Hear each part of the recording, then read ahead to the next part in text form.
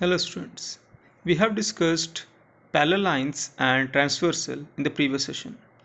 Now see the exercise 6.2. Question number 1. In this figure we have to find x and y, and also we have to show that AB is parallel to CD. This line is parallel to this one. Okay. Now see, we have to find x and y. Okay. Now see here, 50 this angle plus this angle. Okay, it should be 180 because they are linear pair. Okay, this is a line, so the sum of these two will be 180 as they are linear pair. So from this we can find the value of x, that is equal to 130. Okay, now see here, y and this 130 will be equal as they are vertically opposite angle. It is simple, they are vertically opposite angles, therefore y is equal to 130. Okay, the reason will be vertically opposite angles. Now since we have seen that x and y are equal here because both are equal to 130, so if these two angles are equal but they are alternate interior angles, yes or no, therefore AB will be parallel to CD. So this is our first answer. Now see question number 2. In this figure, AB is parallel to CD is given, AB is parallel to CD, and also it is given that CD is parallel to EF, and angles are notated here X, Y and Z here. Okay, and the ratio between Y and Z is given 3:7. Y is to Z is 3:7, it is given. Okay, now we have to find the value of X, the angle X here. Now since it is given that AB is parallel to CD and CD is parallel to EF, so we can say that AB is parallel to EF because the two lines parallel to the same line, both lines are parallel to CD, therefore these two lines also will be parallel. Okay, so these AB is parallel to EF, AB is parallel to EF, then we can say that X will be equal to Z because they are alternate interior angles. So X is equal to Z, reason will be alternate interior angles. Okay, now in the question it is given that the ratio between Y and Z is 3:7, or we can say Y is to X is equal to 3:7 because Z and X are equal, so we can write X in the place of Z, yes or no. Okay, now we can take Y is equal to 3a and X is equal to 7a. A is the constant here. Okay, now since we have AB is parallel to CD, is given that AB is parallel to CD, therefore X plus Y should be 180. Okay, because they are co-interior angles, so we can put the value 7a plus 3a is equal to 180. From this we can get the value of A. Okay, and the value of X is what? 7a. So put the value of A here, 7 into 18, that is 126. So this is the answer. Okay, now question number 3. In question number 3, it is given that AB is parallel to CD. This line AB is parallel to CD.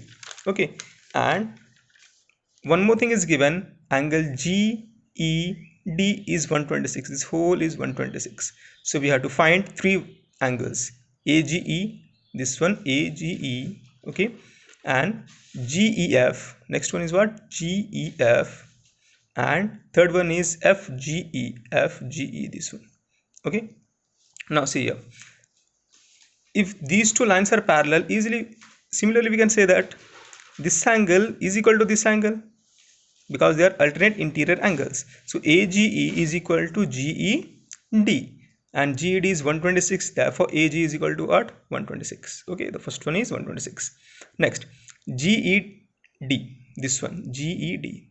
Okay, GE and D. Okay, it is given that it is 126. Now we have to find GEF, this one GEF. Okay, so since we can say that GED is equal to GEF plus FED, okay, we can split it. So angle GED is equal to GEF plus FED. Now put the values. GED, it is given 126, FED is 90 because in the question it is given that it is a perpendicular. Okay, therefore it should be 190, equal to 190. Now GEF is equal to 126 minus 90, that is 36. Okay, now third one we have to find FGE. Okay, FGE. Now since we have found in the first question number 1 is this is equal to 126, therefore this we can easily find because they are linear pair. Okay, so put the equation here, you will get FG is equal to 54. Okay, now see question number 4. In this question, three things is given. PQ is parallel to ST. PQ is parallel to ST, and this angle is 110 and this angle is 130. We have to find this one, QRS. Okay, so in order to find this QRS, we have to do some construction. So what is that construction? We have to draw a parallel line AB through R, okay, parallel to what? PQ. And if it is parallel to PQ, it automatically will be parallel to ST. Yes or no? Yeah. Now, since AB is parallel to ST, okay, and PQ is also parallel to AB, okay, by construction. Now, if PQ is parallel to AB, we can say that sum of these two angles, this one and this one, is 180 because they are co-interior angles. So from this we can find this one is equal to how much? 70. This will be equal to 70, and similarly if this is 130, this will be how much? 50, because also they are co-interior angles. Okay, yes or no? So we have found these two things. Okay, this is 50, this is only 50. Now sum of this angle and this angle, all the three angles, sum of these three angles will be what? 180, because AB is a straight line. Therefore 70 plus angle QRS plus 50 is equal to 180. Okay, so we can write 70 plus QRS plus 50 is equal to 180, or QRS is equal to 180 minus 120, that is equal to 60 degree. Okay, now see question number 5. In this question, it is given that AB is parallel to CD. AB is parallel to CD, and APQ, this one is 50 degree, and PRD, this is 127 degree. We have to find value of X and Y. Okay, now since AB is parallel to CD, we can say APQ and CQP. Okay, sorry, APQ and PQ are equal because they're alternate interior angles. Okay, you can see this angle and this angle are alternate interior angles, therefore they will be equal. So from this we can find value of X, that is equal to 50 degree. Okay, next, this one we have APR, okay, and PRD. They are equal because they are alternate interior angle. Therefore APR we can write 50 plus Y. Yes or no? The 50 plus Y is equal to 127. From this we can find value of Y, that is 77 degree. Okay, and the last question of this chapter, this exercise, is question number 6. In this figure, two mirrors are given, PQ and SR, and both are placed parallel to each other. Okay, and the light is incidented. Okay, and we have to prove that this AB line is parallel to CD. Okay, so we can draw, first we can draw two normals, okay, perpendiculars. Now we know that in the science, angle of incident is equal to angle of refraction. Okay, reflection, angle of incident is equal to angle of reflection. Here also angle of incident is equal to angle of reflection. So angle 1 is equal to angle 2 and angle 3 is equal to angle 4. Okay, by law of reflection. Yes or no?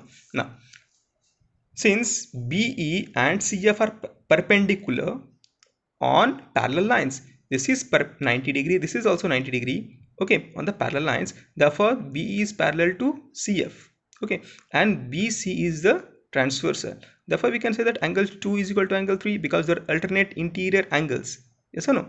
So if angle 2 is equal to angle 3, okay, we can say that 2 angle 2 is equal to 2 angle 3, or angle 2 can be written as angle 1 plus angle 2 because angle 1 and angle 2 are equal, we have proved earlier. And similarly angle 3 plus angle 4. Okay, so angle 1 plus angle 2 is what? ABC, and angle 3 plus angle 4 is what? BCD. Okay, so we have proved that ABC and BCD are equal here, but they are alternate interior angles. Okay, but they are alternate interior angles, therefore AB is parallel to CD. Clear? Hope you understood. Now try to solve this one in your copy.